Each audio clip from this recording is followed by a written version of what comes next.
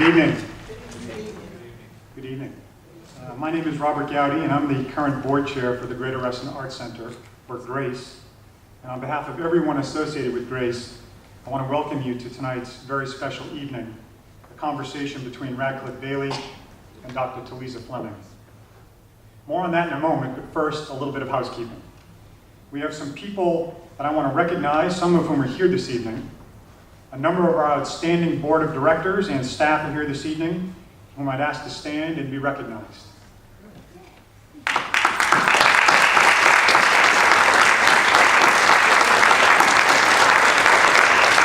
It has been a great privilege to be associated with this team the last few years, which is doing such a fantastic job of realizing our Destination Grace vision. At its heart, that vision is about making Grace an ever more important destination in the DC metropolitan area's cultural landscape, but also ensuring that once one arrives at that destination, we transport you to another. And our current exhibition, Radcliffe Bailey, The Great Dismal Swamp, epitomizes that vision. This incredible exhibition would not be possible without our three fantastic exhibition sponsors: the Arts Council of Fairfax County, and I note especially their board chair, Joe Hodgin, and CEO Linda Sullivan.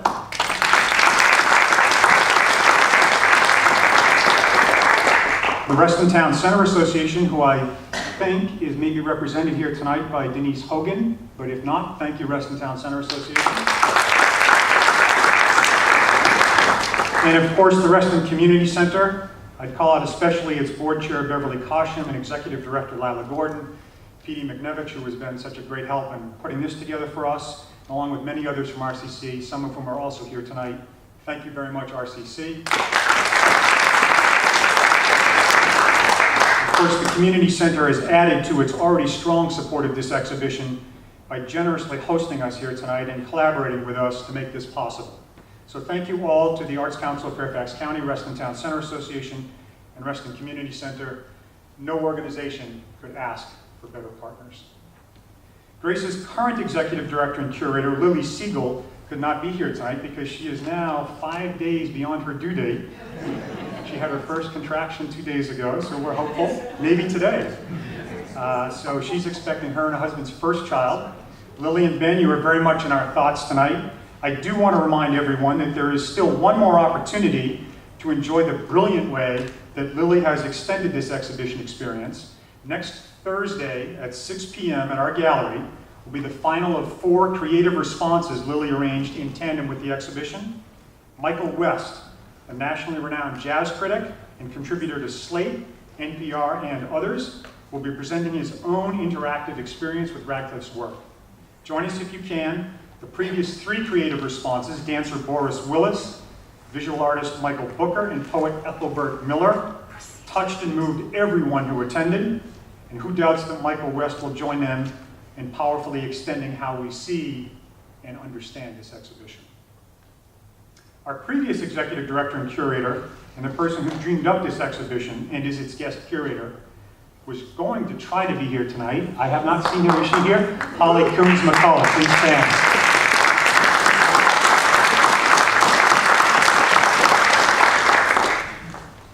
Holly's DNA is as much a part of this exhibition as is the DNA and all those piano keys that are a part of Windward Coast, which perhaps Radcliffe will elaborate on shortly. When Holly approached me several years ago about reaching out to Radcliffe and putting on his first solo exhibition in the region, I immediately thought of Reston's founder, Bob Simon. As many of you know, Reston was founded as the first avowedly open community south of the Mason-Dixon line. No simple undertaking in 1964. And the very first of Bob's 7 founding principles for the new town embraced the arts and culture as necessities of the good life. So thinking about how this exhibition would intersect at that intersection of those important founding principles and what it means to be a truly complete community made it very easy for us at Grace to embrace Holly's inspired idea. Thank you, Holly.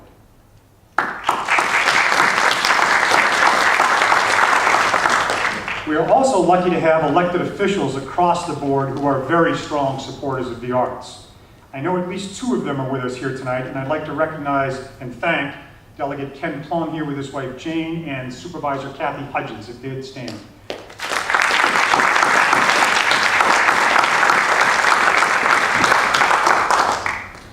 And finally, I want to say welcome to our new friends with the National Museum for African American History and Culture. About 100 ambassadors to the museum, plus or minus, are here tonight, a number of whom I met at a pre-reception at the Grace Gallery earlier. I want you to know you are all welcome here, and I want you to further know that it is a very proud moment for us at Grace to be partnering with such a distinguished and prestigious national institution for what promises to be a very special evening. So let's get on with it. First, please make sure all cell phones are off. I'm checking mine, so don't set a bad example. No videotaping, no pictures, no audio taping of tonight's event, please. Pursuant to copyright laws, all of that is prohibited. There are 4 fire exits here in the theater. There are 2 here in the front and 2 in the rear. Please take note of those. Our program tonight is straightforward. There will be a conversation between our onstage guests, followed by a Q&A with you, our audience. There will be 2 assistants in the audience with microphones, and as Dr. Fleming recognizes any one of you, the mic will be brought to you so you can ask your question. On stage tonight, we are pleased to welcome back Radcliffe Bailey, a painter, sculptor, and mixed media artist who utilizes the layering of imagery, culturally resonant materials, and text to explore themes of ancestry, race, and memory. He has had solo exhibitions at the High Museum of Art, Savannah College of Art, and Design Museum of Art, Savannah, Georgia, and the Contemporary Art Center in New Orleans. Mr. Bailey's work is included in the collections of the National Museum of African American History and Culture downtown, the Metropolitan Museum of Art in New York, the Art Institute of Chicago, the Museum of Fine Arts Houston, and the High Museum of Art in Atlanta, among many others. He recently had picked up today, he just told me, his monumental painting for the new Atlanta Falcons Stadium, addressing the legacy of sports in the larger community and specifically in historically black colleges and universities.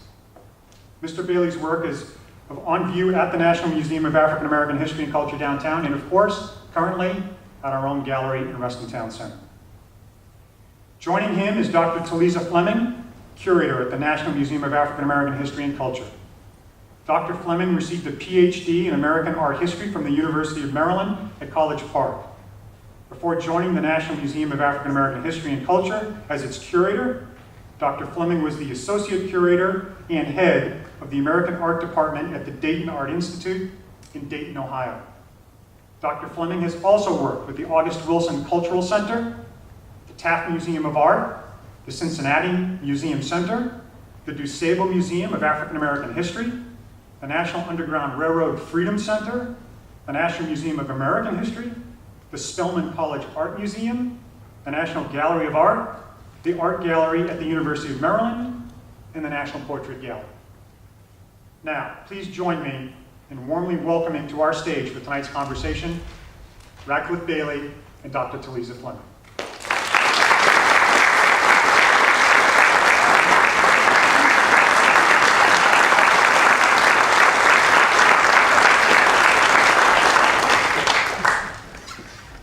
So, can you all hear me? And Radcliffe too? You hear me? You hear me now? Yes. All right, cool. Louder, Okay, louder. we need to adjust the mic probably a little bit. Hello? No.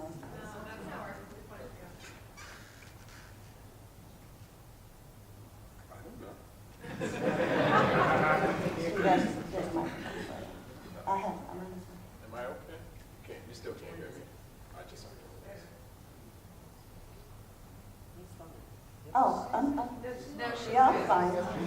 Okay, so we're, just in case.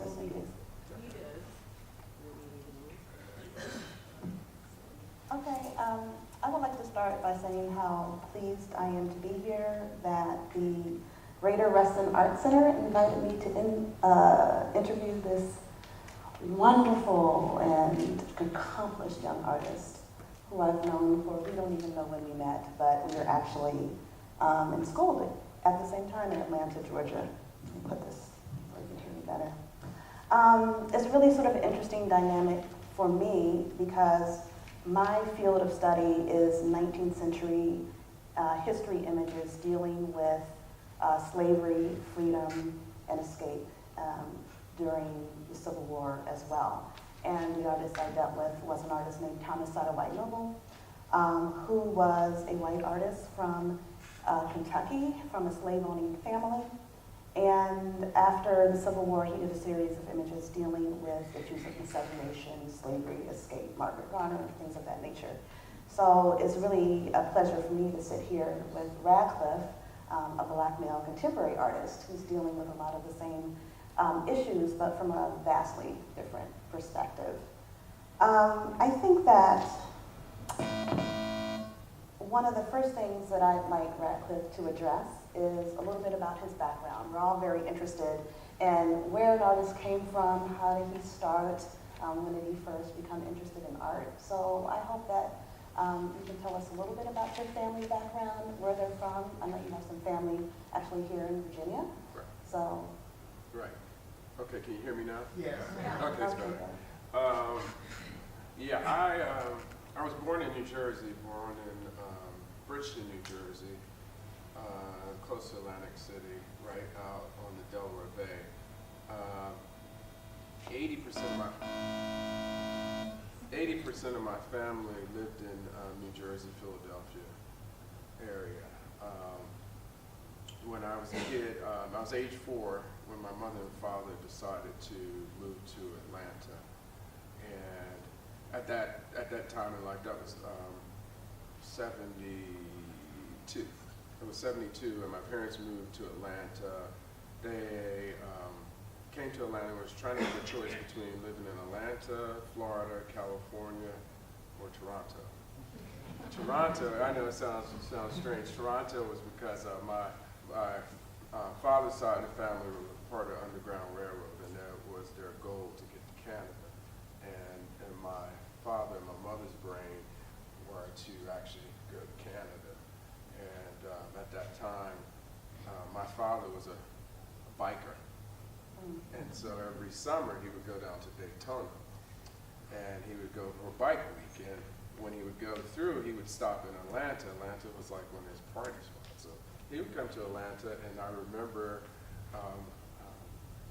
the one time my mother went and they came through and they stopped at Pascal's hotel. It was an African-American hotel where Dr. King used to have his meetings. And I remember my mother telling me about how they pulled out a map and they were looking like lost in Atlanta. And this older gentleman came up to them. His name was Reverend Tobin. I think he must have been in his 80s at that time, or maybe older.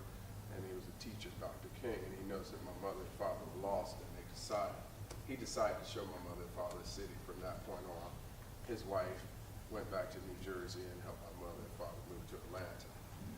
In terms of art in my life, art came from my mother. My mother's great aunt was a painter, not known, but she painted and she traveled. Her husband was a doctor, and she traveled around the world and made work. And she lived right in Westchester. And at that time, there was also a connection between my great uncle, who was friends with Horace Pippin. And these are things I mentioned it now because these are things that I always was curious about, but they were just recently brought to my attention in the past 12 years. And so I would always say, like, I never really had anybody connected in the art to my background, but then lo and behold, I had that connection. And then as of lately, I started realizing that there were other artists that were connected to, just by coincidence of being at shows and having conversations. An artist named Richard Mayhew, who was related to my father's side, and just recently realized that he was connected. But art was kind of like something that snuck up in my life based on the fact that I had other desires to play baseball and do all kinds of stuff. Hated school, and so my mom created that school outside of school, so that's where that comes from. So she encouraged you to create art. Yes. So how early on was that? I mean, all children draw, but when did you really see yourself wanting to explore that in more depth? Well, I didn't even know when I went to art school. Okay. I didn't even know when I went to art school. I think that art school was like one of those things where, okay, he's a little different. Well, you can go to art school. My mom pushed me towards art school. And that was part of like, you know, kid going to, let's say like at the art center here, kids will go to the art center and they take Saturday classes. I was one of those kids that took those Saturdays classes, and I would go, and I went to a school called Atlanta College of Art, which was similar to corporate. And so, you know, art school connected to the museum. And I went there on Saturdays, and when I was in middle school, and I think the first two artists I met were, when I was about that age, was Jacob Lawrence and James Vandersea. Slightly before. And I didn't have a clue until later on I realized. But then when I look at my work, I think of in terms of like a Jacob Lawrence, I think about the narrative, and I think about his palette. But then also like a Vandersea, it was like easy for me was the use of old photographs and going through time. So you know this is a conversation, so I'm going to have to tell this story after listening to you. I went to Saturday art classes too at the Columbus College of Art and Design, so I have to say clearly it has a lasting influence. And one of the first artists I met was Jacob Lawrence. Oh, her. Yes. He came to our house. My parents made me play the cello for him before they would let me leave out with my friends. And I was also not interested in art at the time. So it's really interesting how these things, even when you don't know that they matter, they actually make a difference in a career that you never thought you would have. So you received your BFA from Atlanta College of Art in 1991. And we spoke about this earlier. I've known a number of people over the years who were African Americans and who went to art school, and maybe they wanted to pursue artwork that reflected their heritage, or maybe on the opposite side of the spectrum, they were pushed toward doing something that reflected being African American that they didn't really want to do. And there's often this push and pull of maybe not understanding and assumptions of what you should do and what you should not do. So I just wanted to ask you about your experience at the art school. Did you have any professors who particularly supported you, or was it sort of something that you sort of had to work through on your own? I had to work through it on my own, but I also,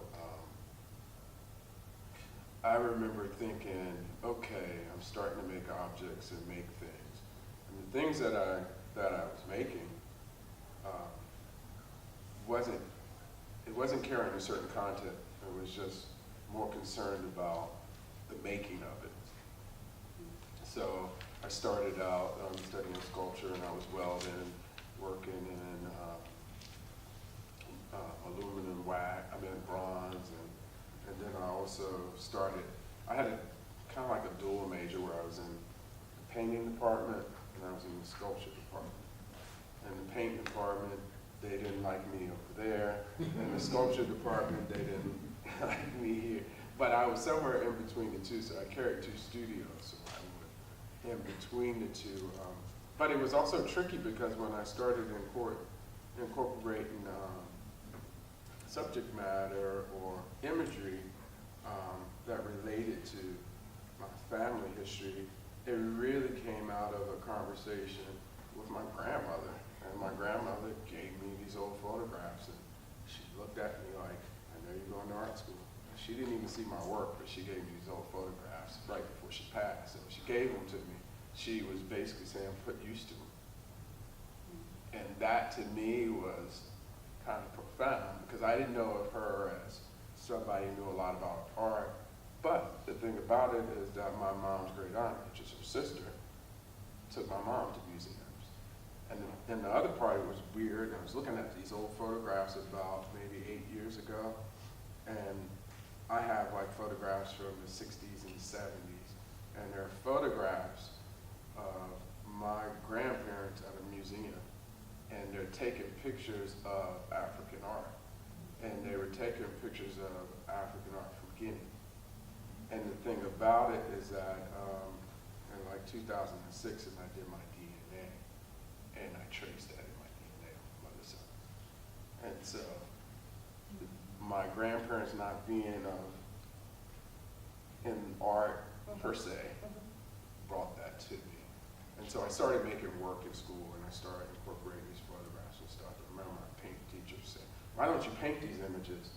And I kept going to my references. I would go into the library, and I would put on albums of my favorite things, John Coltrane, and I did a lecture one time, and I just was showing like my favorite artists. I was showing like Romeo Beard, and I was like, "See, he's collaging. He's put these images together in that particular way." And I always felt like that everything was like in this world that we live in is so fractured, and things are coming in a bunch of different parts. And his work to me said that same thing to me. And so I wanted to do work where I was putting together all these different parts, but then also a part of like a hip hop generation where we're like dealing with objects and found objects and old albums and things like that come from our family's history, and we're slicing it together and making something that's futuristic in a way. So I was making work that was dealing with that kind of stuff, but then what kind of saved my butt was that there was this, like when we were in school, we had these pinup shows, and we go up and one day we do a pinup show at a local gallery or city gallery. I went and put some paintings up in a pinup show, and this older artist, his name was Michael Ellis, and he came in and he was showing at this gallery in Atlanta that showed Romeo Beard and showed Benny Andrews and several other artists. And he brought the dealer into my pinup show. She liked my work. And then I got my first show when I was in my junior year in college, and it was in the same gallery that a couple of my college professors were showing. And so I kind of got through that.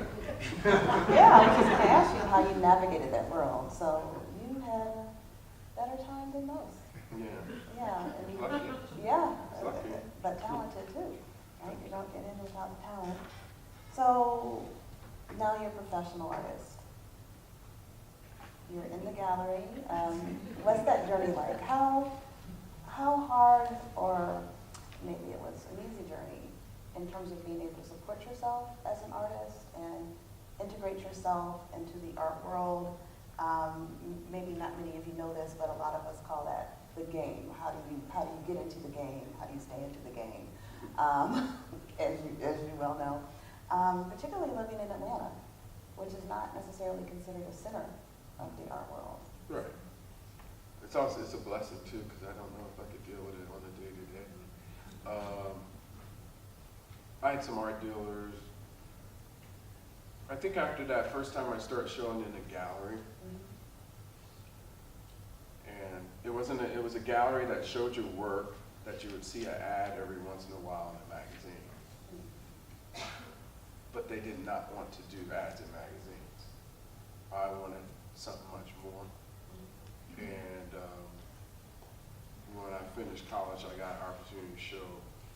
I got a solo show at the Mint Museum in Charlotte.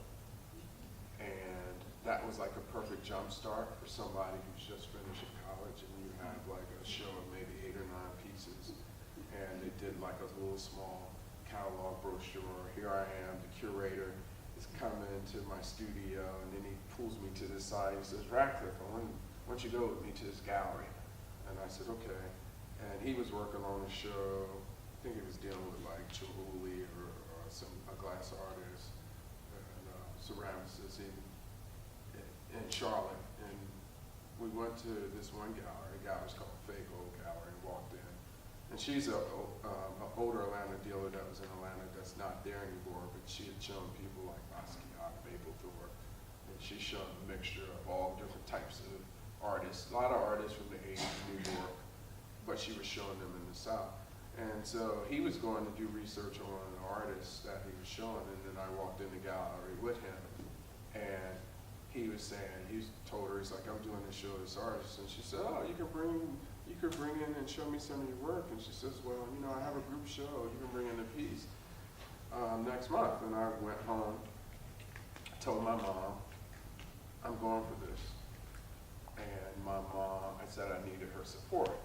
I didn't need her support financially, but I just needed backup in case something happened. And so I had my first studio, which was in the Contemporary Arts Center, and I went and I worked nonstop until that date of that show, and I came in and I brought in about 7 paintings, and they were large paintings, and she, instead of putting me in this group show, she gave me my own space. And after that show, I got a review in Art News, and that was kind of like a jump start. So I always felt like I did not have to live in New York in order to make work. I felt like I got just as much love and support in North Carolina, Texas, even had shows in New Mexico, did some things in Chicago, and then I had relationships with people in California.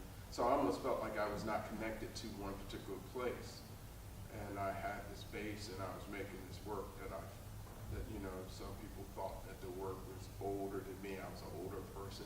So I could almost get away with, kind of being in shows and always like the youngest person.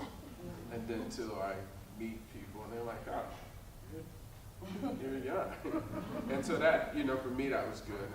But I was starting to get opportunities. I think at the time, it was often like in New York, there was either an Asian artist, an African American artist, or a female artist. And it was always a weird time, and I think it was like 93 or so, and I was showing in Soho at a gallery, which I met through other galleries. And so here I am, and I just noticed it. I didn't really understand it. I see it as it's different today than it was then. And I was thinking, I'm that one that fell in between slides and JPEGs. So you talked about, and I'm going to flip forward a little bit and then come back, because you bring up an interesting point in being, crossing off these checks: Black artists, Asian artists, woman artists. In our gallery, and we're pleased to have one of his pieces in our gallery, so please come and see it if you can get in.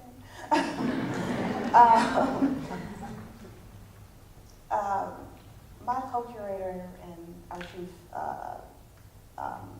curator, Jacqueline Serwer, and I really were very thoughtful about the way that we presented artists of African descent. We really did not want to box people into this idea of if you're Black, you do Black art. We also wanted artists to sort of, if they passed away, we read their writings, interviews, see how they felt about themselves and their work. So we have art from Afro-Cobra. Some of those artists feel that they're Black artists who are doing Black art for Black people. Then others, such as Charles Austin, really pushed against this classification that came through the Harlem Renaissance with Elaine Locke and Charles Spurgeon Johnson. So I was wondering how you felt about this label, because you talk about 1993, right? It was different then. It's evolving now, but it's still something that's a push-pull, not only from people from outside of the African American communities, but also from within, because we've had pushback on that in terms of erasing the voice by privileging American, even though I think that my family goes back to the Revolutionary War, so he's more American than that. But it's both. I mean, this idea of the politics of identity, and you deal a lot with identity in your work. So I was wondering what your thoughts were individually as an artist yourself, and also your thoughts about the field and how race intersects with people's practice, and also this idea of how people look at you as an artist and put you in a show, and what types of shows they're putting you in. Right. I don't know. I always thought of myself as artist, just artist, but I also, I find myself in between generations, and I find myself as much more of I don't like to say it, but much more of like an older soul when it comes to my sensibilities and my thoughts about things. I always feel like I feel like the work I've been doing and the work I'm doing now, it's like I'm writing this book and I'm going through these chapters and I'm coming to this point where I start with, knowing like, just growing up in this world, growing up in this country, growing up in the South, or growing up in the North, having that history of things that I did not know, and I don't claim to know anything, but I claim what I do is learn through the work that I make. As I put it out there, I learn more from after I make it than when I'm making it. And I first and foremost see myself as this person of the world, and I live throughout and go throughout the world. I deal with battles, struggles, but I also deal with celebration. And I think about like how to deal with a painful subject in a pleasant way. So what I do is deal with color and deal with sound, and I deal with all these other things that it's hard to describe exactly what it is. But in order to deal with that stuff, that's how I deal with it. How do I consider myself now? I consider myself an artist. I consider myself an artist of color. On my father's side, they also fought in the Revolutionary War too. And it's like, I do think about those things. I also think about the fact that I have a makeup of all kinds of people inside of me. And all those people come out at certain times. I have like this thing where I have 7 different people inside of me, and I make 7 different bodies of work, and they all speak to a bunch of different groups of people in a way. That's my goal. But because I want to speak to everybody, but then also it's like, I do think it's relevant for somebody who grew up in the South and my experiences that I deal with, in order for those experiences to come out through my work at the time in which I grew up.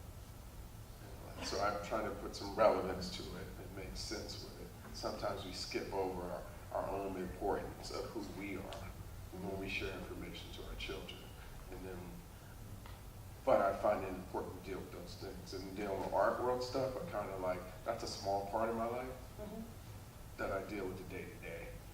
And I deal with, the pains and pleasures and the things that people deal with on a daily, health.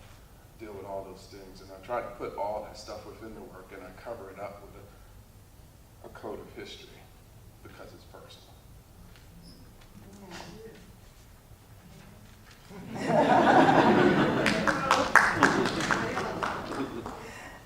So there are several objects, forms that resonate and reoccur in your work. So I've noticed, I followed your work decades, I guess, and I see an evolution in style and form and materials, and also, 2-dimensional, 3-dimensional works that fall in between. But there's some things that remain constant, and in my mind, they tend to be themes of healing and memory, spirituality, migration, ancestry, the everyday, right? Survival. And you've talked about some things of, but what motivates you to really continue to delve into these things in a variety of ways and through different access points, if that makes sense to you. Yeah, I think so. Did I answer? No, I don't know. I'm trying to get a space where things that are surreal are real. I always felt like that too. I feel like I make things that I'm dealing with. I always felt like I lived in my dreams and I call hell during the day. And I love to dream and be in that space. And I think that when I go to my studio, that's what I deal with. But in terms of subject matter, dealing with those things, You know, sometimes you can say, well, you know, there's a lot of current issues and things to deal with, but I'm not ambulance chasing. I kind of don't do that because I feel like it might be a little superficial. I might be following what I'm being told to follow, and so I have a tendency to go the opposite way. And I can be a little troublemaker in my decisions, and I kind of somewhat see myself as a trickster. Never thought about it, but after a while I started seeing myself as a trickster. That lives within me. I kind of like, in terms of spirituality practices, I've never been, you know, a particular religion. I've been raised in Baptist church, and the only time I went was when I got in trouble. Because you had to go or you were praying for salvation? Yeah, I think I was baptized, but then it was also when me and my brother got in trouble, which we were 11 months apart. So we were treated like twins, so sometimes we'd be in trouble. My mom would make us go to church. She pushes up to the front, and she goes, you know what, to the front, or, you know, I'm rambling, but there's also like my choice and thoughts about spiritualities. I remember being in Virginia for, I think it was around Thanksgiving. My grandmother and father had a small house, but they had a lot of property. My grandfather farmed a lot. And my grandfather tells us my grandfather used to work at Monticello, and he used to do the tours at Monticello, tell why the clock's in the floor and all that kind of stuff and things like that. But I do remember this one moment, this was kind of an example, I had like maybe 15 family members when their house was small, so we all slept on the floor, and there was a sea of quilts, lumps. And I remember my grandmother came in and says, anybody going to church? And nobody moved. We all kind of stood still. And we're talking about my uncles and cousins. But I remember right before she walked out the door, she went to her old album and put on a Mahalia Jackson album and walked out the door. So that's spirituality. You just mentioned the trickster figure. Not all of us know what that means, but we know it's related to Eshu and the Yoruba religion. Could you explain a little bit more what that means to you and how that manifests in you? I think it's also, it crosses in a lot of different practices too. With And this African-American tradition. You know? Yeah, it's, you think about blues musicians, and they always sing about this desire to be loved, and they're always singing they're singing about love and pains and dealing with stuff like that. But, and tricksters are like showing, going this way, that way. It's more, it's a reference to Yoruba deities, but you know, it goes throughout Cuba, it goes to all different parts of the world. You can see it in New Orleans, and, but this trickster kind of can lead you in different directions. And it's often, sometimes I use it, I'll have a symbol of like a top hat, or I'll use the colors red and black, or numbers like number 3, which are numbers that are related to different deities. And that's kind of like, for me, it's like when I think about those things, and people ask me about, you know, the colors and the choice, and why do we use that? A lot of reasons I use it for various reasons, because they relate to those different deities, but I'm also taking like something as personal as, you know, those simple things of my grandfather, and it's like a mint green that he used, and I use that because it references my grandfather. I remember a wall being painted that color, so nothing can ever really question that to me, because that's what it means so strong to me, because I put a meaning behind a certain color, no matter whatever it looks to me. It's a relationship to my own deities in my family, be it my grandfather, various people. And so I kind of every once in a while go back through these, but I'm constantly trying to shift as I do it, because I deal with water a lot too. And then Which is also very closely related to Yoruba Orishas, right. particularly female Orishas. And also, for those who don't know, in the Yoruba religion, they have a pantheon, which I think if you were to do sort of an analogy, the best thing, I guess, to understand this is sort of like the Greek gods. So you have, you know, a supreme deity have this Orisha named Shango, and then you have lesser deities underneath, but they're Orishas, not necessarily deities. So when I'm looking at your piece and seeing this idea of migration and water, and when Africans came to this country via the slave trade, those water deities, the ones, the Orishas that were in control with rivers, were connected to rivers instead of those who were connected to farming, were the ones who managed to come over because, and I'm just getting into a history lesson because I am an art historian, but it's this idea that you don't own your work, but water is a place like you can go fishing, you can catch your own food. It's a vehicle of escape. It's a vehicle of coming here as a vehicle of controlling your own destiny. I mean, were you, investigating these types of things when you chose various, or is it just something I'm reading into it because I really know history? You were just reading into it. No, but I think, it was just, some of my first interests too. It's like funny, I think about like African art and I think about it being in collections and in museums, and I think about people collecting it, and I think about its own power. Besides, when you see something physically and say, oh, that's beautifully made, but I think about its own power and how its own power travels towards. It's like a magnet in a way, and it travels towards you, and that feeling in between a magnet and that kind of strange feeling. That's, to me, it's like a strange little nerve of like when I feel good when I'm working.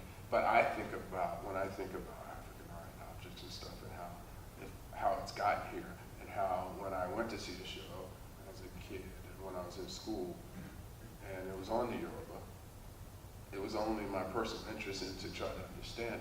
But I also knew that I was interested in and had a desire to be connected, but I also knew I wasn't sure completely, and then to realize that my mother's DNA was Sierra Leone, Guinea, and then I started seeing certain things and understanding traits and things that I could relate to, but I also look beyond African, and I look into things that are not tangible, and I think about why people often look at the stars and understand the ocean and connecting those two things. Those are things that I'm just curious about when I think about my work and subject matter, and it could be I'm thinking about specifically towards history.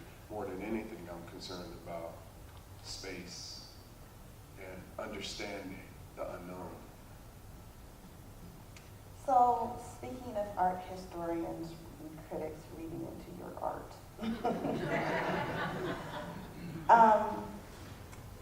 in preparation for this talk, I did some reading into what other people have said about your art. And one of the things I kept seeing over and over again is how your artwork is referred to as rhythmic, intuitive, improvisational. These are things that people used to talk about with African artists who always remained unnamed when they were connecting with this idea of, these things are true in a way, but they also have their loaded terms that you don't hear non-Black artists being referred to. People talk about this idea of improvisation in jazz, for example. And jazz is a very structured art form where solos are created on top of the structure. So you have a structured beginning, a structured end, but artists play within a core structure when they solo.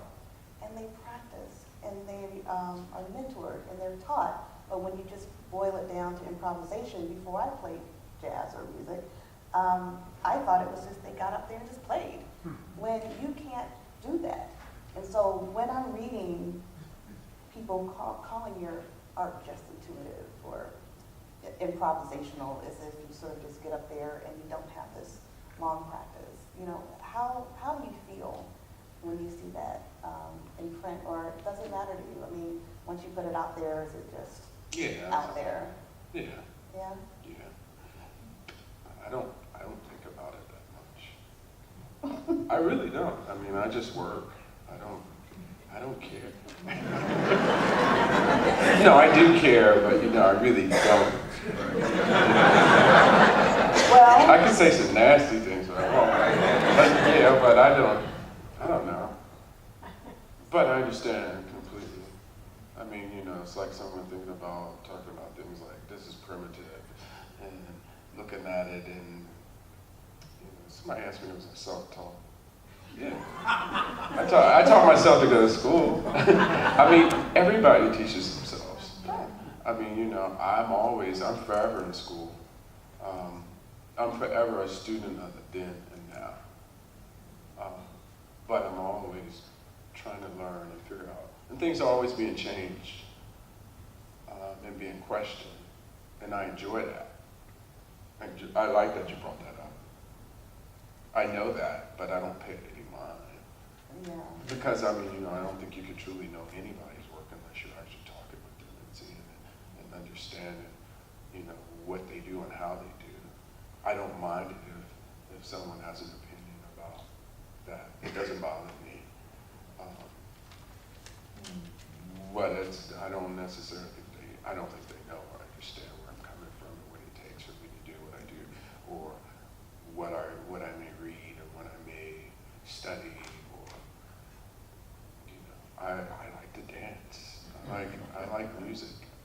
I respond to music, but I would say like in the past 2 or 3 years, I haven't really been listening to music while I work as much. I'm more like concerned with just listening to what's around me, or listening to the rain, like the rain was dropping out there, listening to stuff. Or thinking about like when I was here as a kid, and I was here, I think it's a 70-year or 14-year locust. I remember getting caught in one of those storms, and I remember thinking about those sounds. But yeah, I don't necessarily know. I don't think everyone's going to really kind of get it. A mistake doesn't bother me. I learn more from my mistakes. And that's kind of like how I work. I mean, it's kind of like, like playing chess with myself, and then I put myself in a corner just so I can figure it out. So I put 2 different colors together that don't work well together, and I try to make them work. And so that's kind of like my own little personal battles with it and stuff. So whenever something like that, like you're able to pick up on stuff like that, I say, I get it. I've always gotten it, but I also like it that I can cause problems to be solved. So, That didn't answer the question. you did answer the question. I mean, you said, you can't control it, so what can you do? And it's true. You do what you do.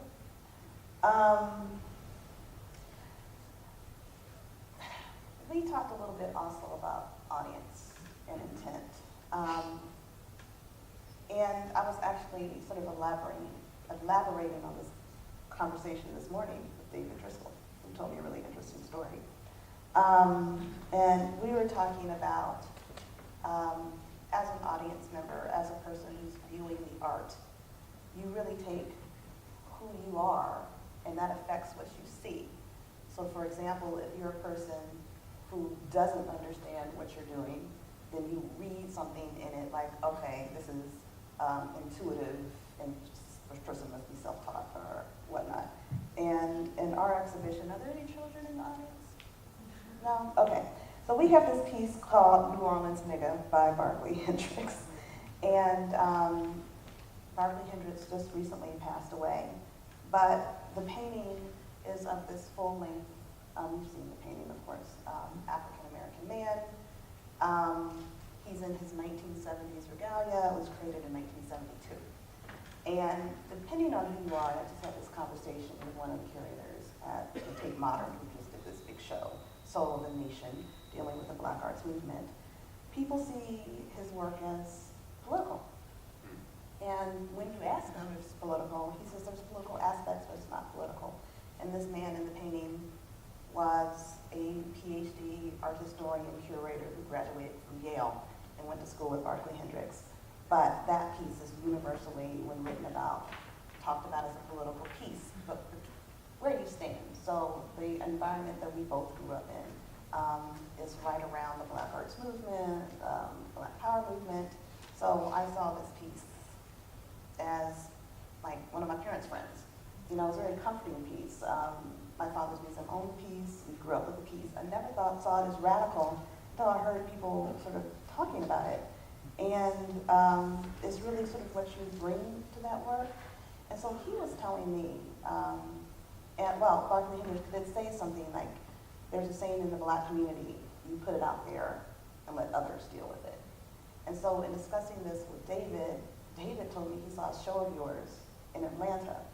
It had a lot of cotton in it. He said you could tell me which show that was. I don't know, but it was near the high or adjacent to the high museum. But what he recalled about the show is the audience reaction.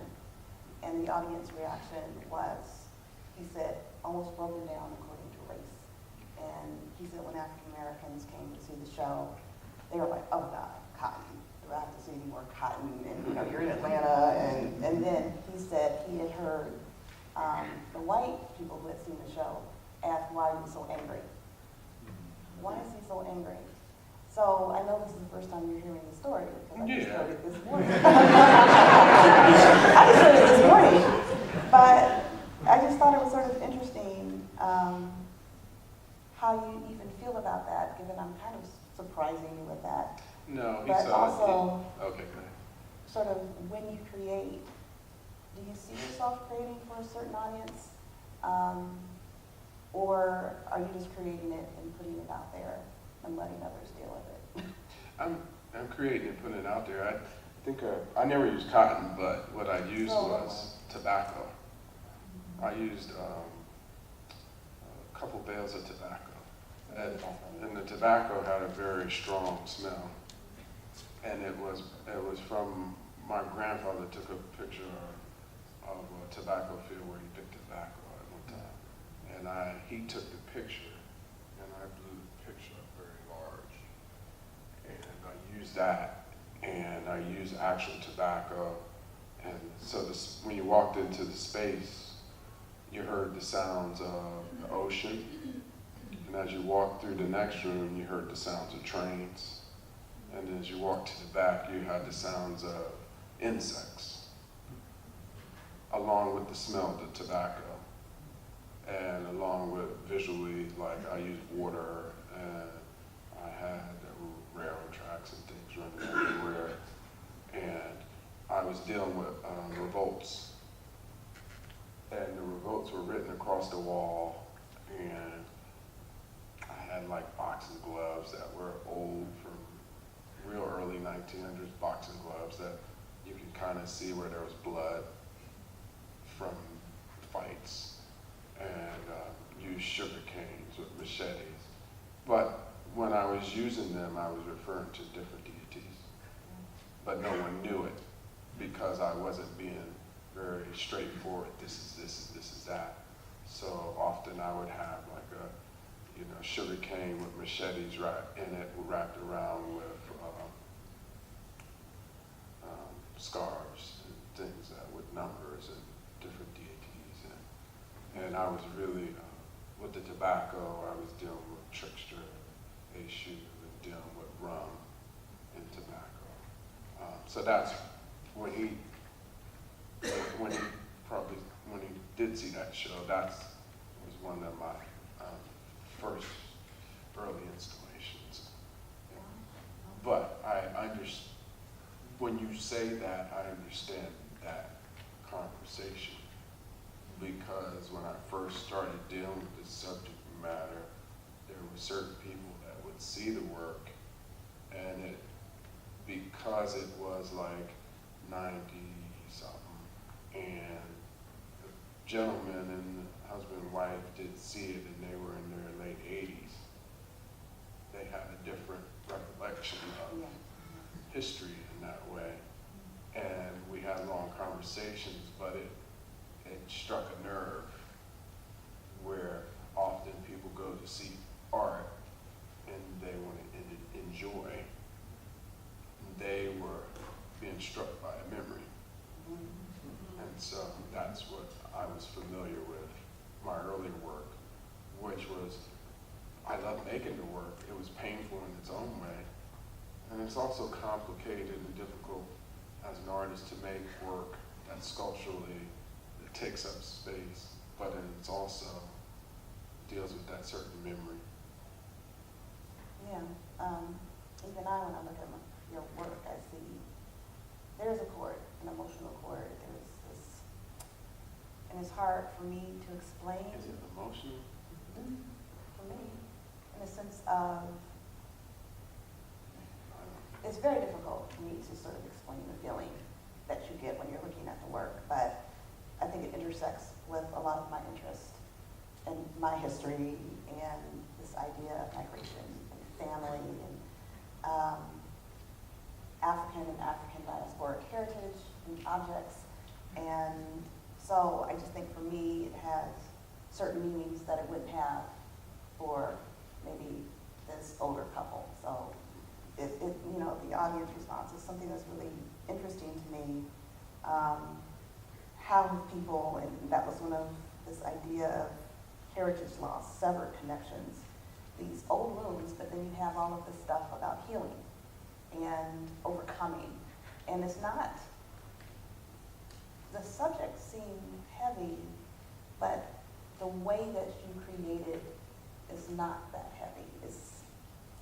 It's more positive in a way. I don't know if that's something that you strive for. You did talk about how you integrate colors to balance that out. So it's not just walking in and you leave like, you know, this is, you know, walking through slavery and freedom and how sometimes that can be quite upsetting. So, yeah, I mean, do you want to elaborate on this idea of I how just like you to do- celebrate, that's all. This is a celebration. It seems to me a celebration of triumph over Yeah. this. And also, was coping, how you cope, how you deal with these difficult situations. So, we've talked a lot about theory and practice and biography, but the other reason why we're here is to talk about some show, images from the show. So, I do want to talk about a couple of pieces. We just passed one.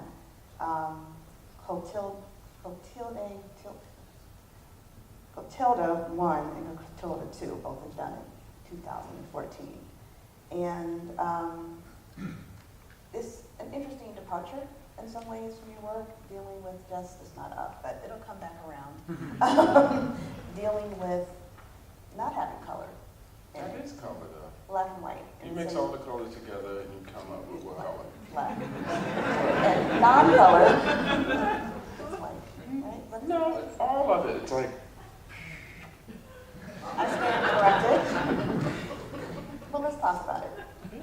I mean, for me, As opposed to what we were seeing here is a very different aesthetic from a viewer, which is me. It does seem a little different. There's certainly all of those same elements, but you have that coral coming out and this use of the black glitter, which I'm interested in why you moved toward that new medium. Does it represent anything? yeah, I was always using it. I just never, See that? yeah, I used it in different ways every once in a while. You didn't really see it. I started, I mean, it was my interest in trying to understand African art, but then I was thinking about like, oh man, Brazil, Haiti, boom. I started seeing these Haitian flags that were made with sequins and they had like this shine to them and they were always supposed to reflect the glass. And early on my pieces, I was always putting glass in front of it and it was all that based on repelling, reflecting. And then That was me. okay, and then the sand sparkles, and I remember going to a beach in Jamaica and seeing a black sand beach, and I was thinking to myself, nice material, it'll work. And I was playing with it at one time, and I was dealing with outer space because it looked just like you were looking up at stars, and but then I'm thinking about the ocean. So in between those, that's where we rest, in between two worlds. That's how I look at it. I wish it would come up, but you'll see it as soon as I stop talking about it. Also, this concept of the medicine cabinet and the piece 67/68, which is the sort of big sort of box with the table and the rum inside. And there were things in this piece I found really interesting. The elements like the leaves, which I've seen reoccur in your work, but those look like actual leaves, dried leaves, if I'm mistaken. And we were all trying to figure out what type of leaves they were, or did they have any significance based on the type of leaves, or this idea of Florida water and the Yoruba herbalist staff, and all of these things seem suggestive of healing and cleansing, but I'm really interested to hear why you created it and what you were thinking about when you created that piece. I was just pulling a section from my studio, like a corner. Really? No, it's like a corner. Like I think a lot of artists, if you go in their studios, we often collect a bunch of objects just to respond to or to be inspired by. And I put things everywhere, and I kind of put them in corners. I get objects from antique stores. Those are the best art supply stores. And then, because you can walk through time. And then I also collect objects from friends, and some of those are objects from friends, and some of those are places that I went. Some of those are like photographs of like churches. Some of them from different moments. I think I have a flag in there I got from Ed Spriggs. I have like palms that I got from a friend whose father was a preacher in the church on a Palm Sunday. There's some bags in there that you see in palms, and those were taken from my friends that sell African art. They usually bring them over in sacks and wrap them up and look at this very old, you know. And then I keep the bags and I use those. Because I wasn't really much interested in the objects as much as like things that had traveled and had a history. And then I started using like shipping tarps because I thought, and I paint on top of the shipping tarps now because, you know, it deals with shipping. And they look like sails. But that one in general it's very loose. I wasn't really thinking about much. There's a table that's on the inside there, which used to belong to the guy who introduced my mom and dad to Atlanta. He was a teacher, Dr. King. And so I have that table, a nightstand that's in there. So I had different personal things that are just kind of sitting inside. Yeah, just kind of keeping thoughts and just thinking. So why is it called 67/68? Oh, I don't know why. I forgot. I mean, my birthday is 68. I don't know. So there's a piece that I was waiting for it to come up that we were talking about with the black glitter and the ships. There's some cotton looking stuff in there. That's not cotton, that's smoke. It's meant to be smoke.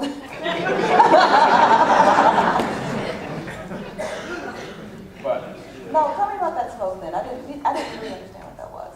So it's meant to be smoke and I was trying to create, you know, this thing that looks like smoke going up, but then it went down. So now it's another meaning. I mean, I'm just having fun, to be honest with you. But Clotilda, that was about illegal slave ship, which is slavery in general slavery. Oh, yes. But there was a ship that was in the Mobile Bay that sunk, and that was the name of the ship, Clotilda. And there was just something I was reading randomly, and I just said, okay, gotcha. And the story about how it was shipping slaves following the end of, when they ended the slave trade. Right. And you said that the captain got caught and wanted to destroy the evidence and sunk the ship. And that's why you see that sunken ship, or you did see that sunken ship in the piece. Yeah, So was the smoke because, did they burn it and stuff? No, I wasn't thinking about that. That's a whole nother something I was thinking about. No, when I'm doing something, to be honest with you, it's not just A, B equals this. It's more about, I start sometimes from over here, and I try to layer thought over top of thought over top of thought. You know how how you have a dream and you try to remember the dream, but you start catching these different parts of it, putting it together. That's kind of what it's like. See, I don't know if there are any students in the audience, but this is why you have to talk to contemporary artists when you try to write about them, because you end up making assumptions. Windward Coast, West Coast slave trade. So that's arguably the most famous piece that's in the show, with the keys and the head in the center, you know, the floor piece. It was interesting because when I went down to Atlanta to talk to you, you showed me pictures of when you went to the Great Dismal Swamp, right? And my assumption, and based upon what those pictures look like, it did look like that piece. But that's not, you hadn't gone when that piece was created. Is that correct? I was always interested in the subject matter of Great Dismal Swamp, but that was like one of the layers within some of my work. So the subject matter of the Great Dismal Swamp and that story, and those stories have always been like a part of my work in general. So when you were looking at that, was the landscape being referenced?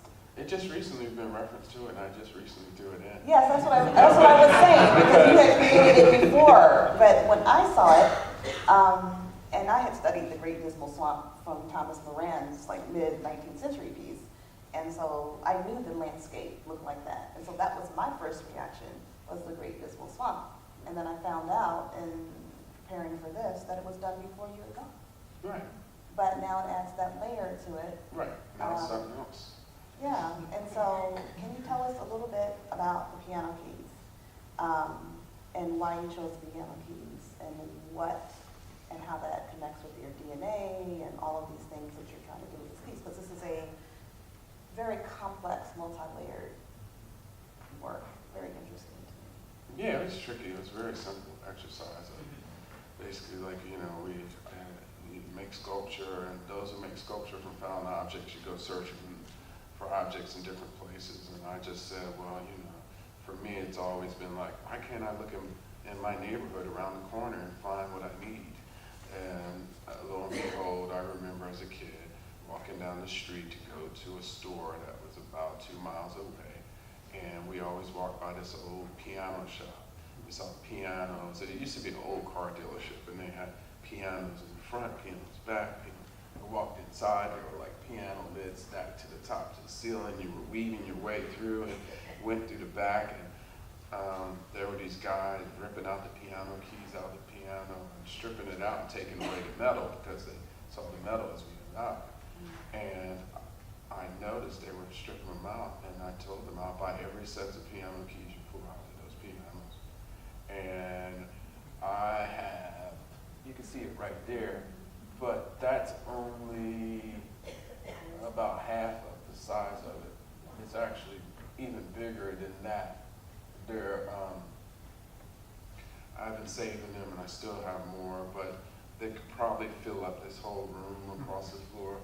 And so I started doing the piano keys, and I think about the ages of pianos and all the people who played the pianos, and think about the people who had their DNAs on the pianos, and I think about my own personal thing. I'm thinking about music as a form of DNA, understanding sounds and the way sounds make you react.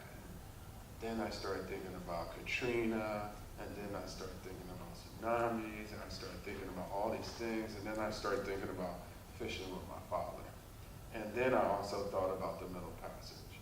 And then I thought about, it's not about like a sad piece as much about triumph.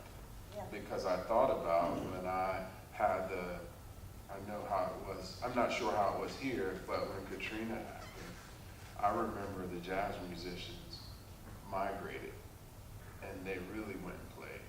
And then they were playing in cities throughout the country with a different purpose. And I thought about the way music travels and heals in a way. And so I started, so the piece itself, I showed it in Senegal, during a biennial in Senegal. I showed it in Colombia, Cartagena. It's got a strange little history where it was supposed to be at one place, and then it ends up being stuck in Dubai and shipping. So it's actually it has a life on its own. I've shown it in down in almost like in this art center down in Florida. I think it's the first time I showed it. And it was like close to the Everglades. So I would collect things every time I would show the piece. And so at one time there were palm leaves that were in it. So wherever it goes, it collects its own thing. And I always wanted to make something that would stay with me for a lifetime. And I always had to reassemble and do whatever I wanted to do with it. So it's always changing no matter where it goes. Okay, so I'm getting the time, which I kind of figured I was. So we're going to open this up to questions for the audience. Now, if you do have a question, please raise your hand, and then someone will give you a microphone. And, okay, there's one down here.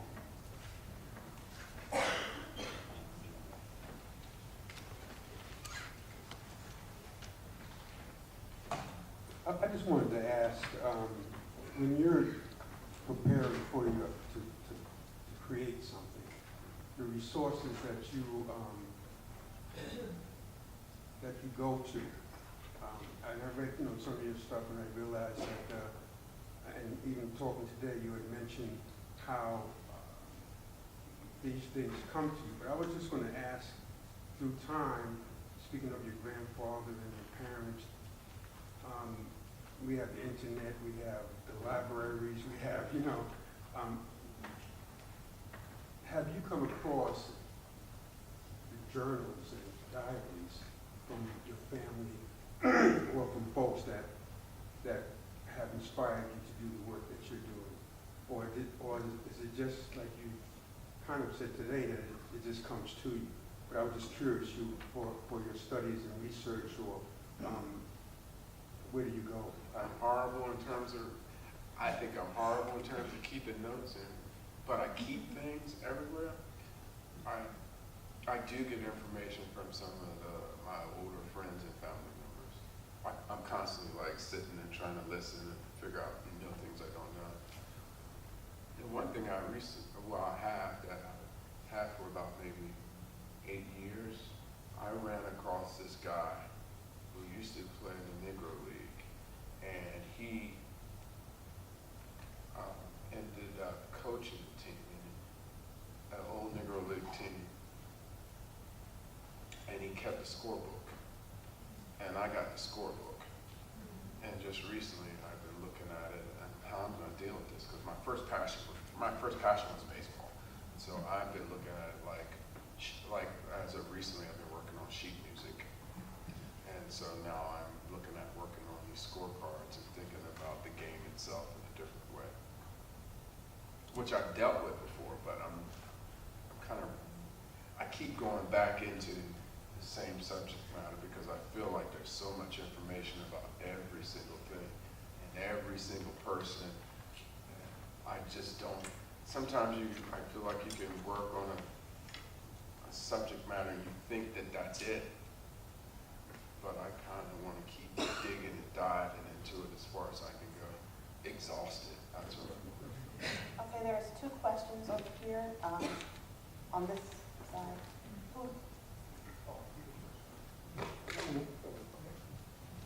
Hi, Radcliffe. Good to see you again. Man. What's up? Hi. Happy that you brought up the work about the piano, because I remember when we showed the Dakar together, they didn't make it, and you didn't make it to the show, and you improvised with charcoal, local Senegalese charcoal. And I thought that piece then took a totally different meaning, rather than, instead of piano, that you used charcoal, and it took on a different meaning, especially with the black head inside it. Yeah, and just you talking about how it sort of transforms itself at different places and different times. So I also noticed in your work that you have classical African objects right in the center of some of your paintings. Why is that? It's more, it's a question mark for me. it's more like I'm studying out aloud. I'm studying in front of people. So I'm placing things in terms of my attraction and trying to understand why my attraction, and at the same time trying to read about and study about. So it's a combination of all those things. Some of it's based on stuff that I collect and trying to understand. And then I also see it as some, we think about things that are conceptual art, and that's some of the most conceptual things in the world. But that's my reasons. And part of it is too, is just not like growing up and not really understanding that connection and not really knowing your DNA and your makeup and feeling like that's a part of you that you don't know, but you really want to know, you really got to know. And so I put it in a place where I can bring attention towards it, but I'm really trying to figure out and learn. I'm forever learning. I don't feel like I know anything about anything. I'm still like a baby. I feel like I gotta figure this out. I gotta know what this is about. But sometimes it's just certain things that cross paths at certain moments. Okay. There was a person back here, and then you.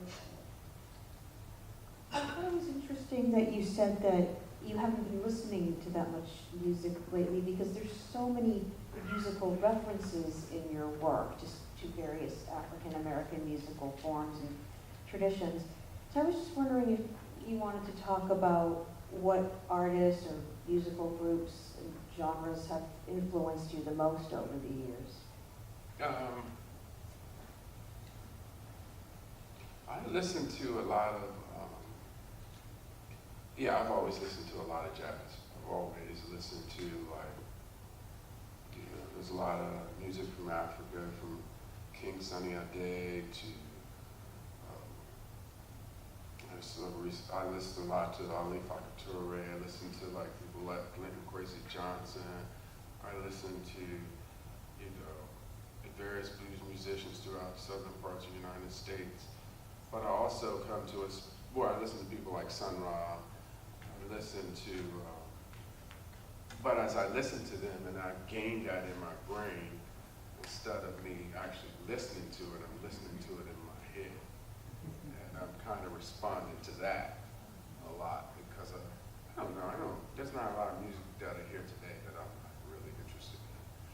But, so I have to go backwards and go into something. But yeah, that's how you know you crossed the age threshold.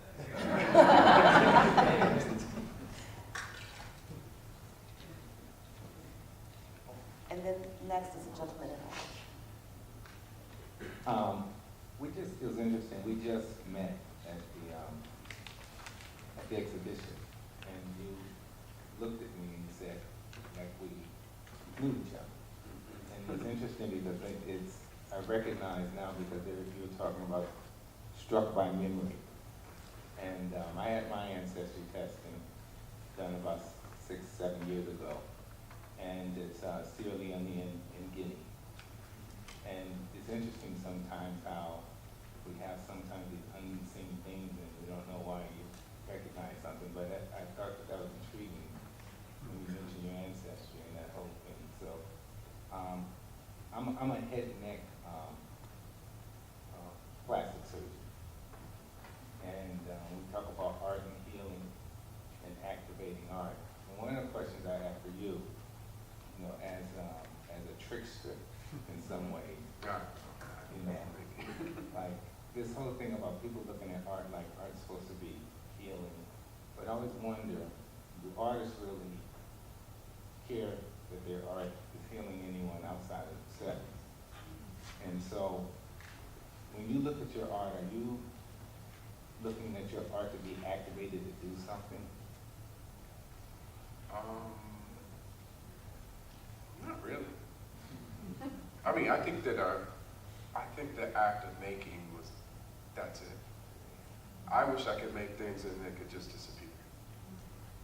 I don't necessarily think it should be about owning, I don't necessarily, I like that it has a history Sometimes I go places and I see work they've done before, and I'm like, ooh, man, I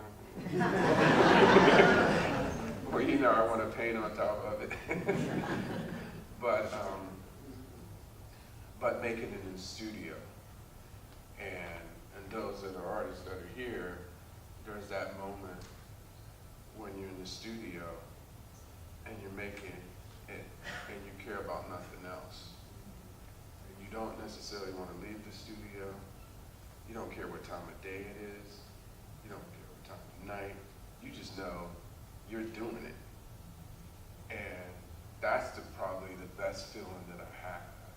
And I never thought about it in terms of making it and actually sharing it with anybody.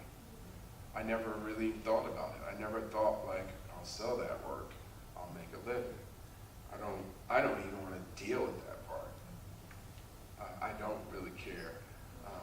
I don't necessarily make it and think about the marketplace because it gets complicated. And I don't want to react to what someone likes and what they think they might want. And so I just want to listen to myself. And then after that, like sometimes it's like you do a body of work and then whew, it's gone.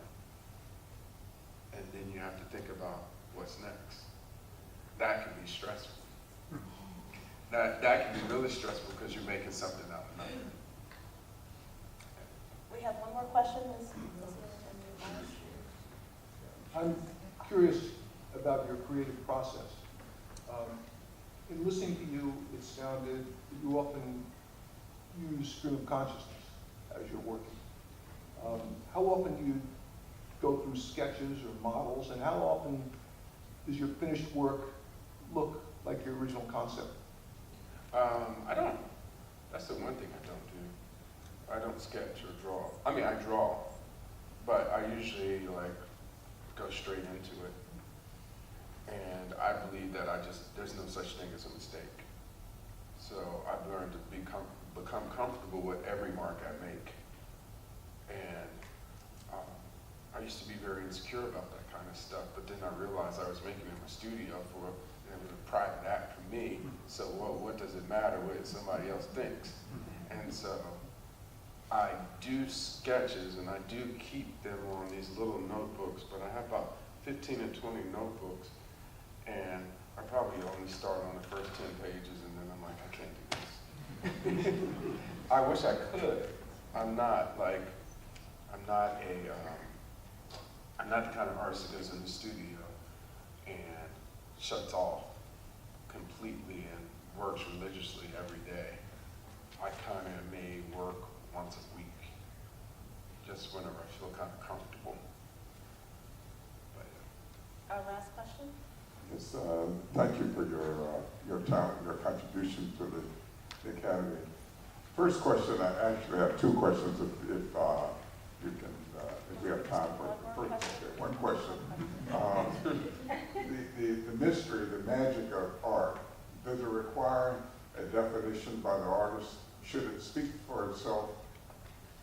I think it should speak for itself. Right. So, but I like to define things. I mean, I like to touch things. And I feel like that whole thing of where you touch something and you put your patina on it, it does something.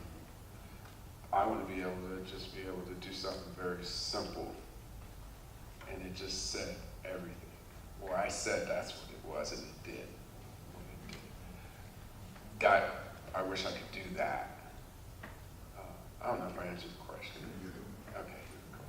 Okay. Well, I think we're going to wrap it up. Thank you, Radcliffe. Thank you, Dr. Fleming.